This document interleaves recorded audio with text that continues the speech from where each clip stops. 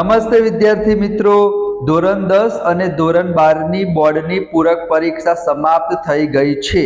એનું રિઝલ્ટ ક્યારે આવશે, કેટલા માર્ક્સે પાસ થવાય, 26 કે 33, ગ્રેસિંગ માર્ક્સ મળશે કે નહીં મળે, કેટલા માર્ક્સનું ગ્રેસિંગ મળશે, બધી જ માહિતી વિદ્યાર્થી મિત્રો તમને આજે મળશે।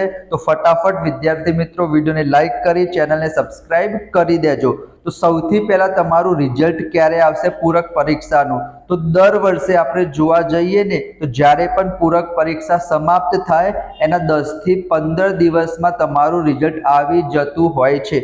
ગયા વર્ષે 15 જુલાઈએ તમારું પેપર પતી ગયું હતું અને 28 જુલાઈએ વિદ્યાર્થી મિત્રો તમારું રિઝલ્ટ આવ્યું હતું। તો આ વખતે તમારું લાસ્ટ પેપર હતું વિદ્યાર્થી મિત્રો 6 કે 7 તારીખે, એના 10 થી 12 દિવસ પછી એટલે કે વિદ્યાર્થી મિત્રો 17, 18 અથવા 19 આ ત્રણ સૌથી ઇમ્પોર્ટન્ટ તારીખ છે તમારા રિઝલ્ટ માટેની। ઇન શોર્ટ 15 તારીખથી લઈને 20 તારીખ સુધી તમારું રિઝલ્ટ આવશે। આ મહિનામાં જ આવી જશે વિદ્યાર્થી મિત્રો, પણ સૌથી વધારે ચાન્સીસ છે કે 18 થી 20ની આસપાસ ધોરણ 10, ધોરણ 12 સાયન્સ, કોમર્સ અને આર્ટ્સનું રિઝલ્ટ આવી શકે છે।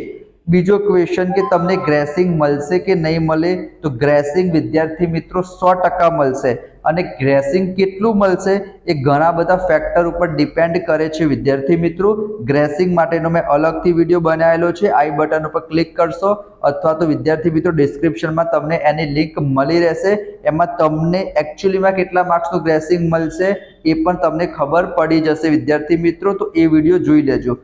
એના સિવાય વિદ્યાર્થી મિત્રો તમારે કેટલા માર્ક્સ લાવવાના, 26 લાવવાના કે 33 લાવવાના, તો તમારે 80 માર્ક્સના પેપરમાં વિદ્યાર્થી મિત્રો જો તમે ધોરણ 10માં છો તો તમારે 26 માર્ક્સ લાવવા પડશે, બરાબર।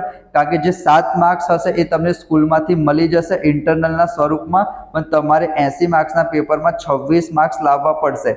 જો તમારે 24 હોય તો તમને 2-3 માર્ક્સનું ગ્રેસિંગ એ લોકો આપી શકે છે, અમુક વખતે તમને 10 માર્ક્સનું પણ ગ્રેસિંગ મળે છે। એ ડિપેન્ડ કરે છે કે તમારે બીજા વિષયમાં કેટલા માર્ક્સ છે એના ઉપર। જો તમે 12મા ધોરણમાં હશો તો તમારે 100 માર્ક્સનું પેપર હોય છે, તો તમારે એમાં મિનિમમ 33 માર્ક્સ લાવવાના તો તમે પાસ થશો, અને જો 10મા ધોરણમાં ભણતા હશો તો તમારે 26 માર્ક્સ લાવવાના, 7 માર્ક્સ તમને ગ્રેસિંગ એટલે કે તમને સ્કૂલમાંથી એ લોકો આપી દેશે। એવું ના હોય કે તમારે 20 માર્ક્સ આવ્યા અને સ્કૂલમાંથી તમને 20માંથી 13 માર્ક્સ આપ્યા તો 20 ને 13 33 થઈ જાય, ના વિદ્યાર્થી મિત્રો, તમારે બોર્ડના 80 માર્ક્સના પેપરમાં મિનિમમ 26 માર્ક્સ લાવવા પડે, બરાબર। એના સિવાય પણ તમને કોઈ પણ વિદ્યાર્થી મિત્રો ડાઉટ હોય, અહીંયા તમે જોઈ શકો છો બ્રેકિંગ ન્યૂઝ, ધોરણ 10, 12 રિઝલ્ટ લઈને મોટા સમાચાર, રિઝલ્ટ અંગે ખૂબ સમાચાર, વિલંબની શક્યતા। તમારે વિદ્યાર્થી મિત્રો એક પણ વિડીયો ઉપર ટ્રસ્ટ નથી કરવાનો, બરાબર। તમારે શું કરવાનું છે હું તમને બતાવી દઉં।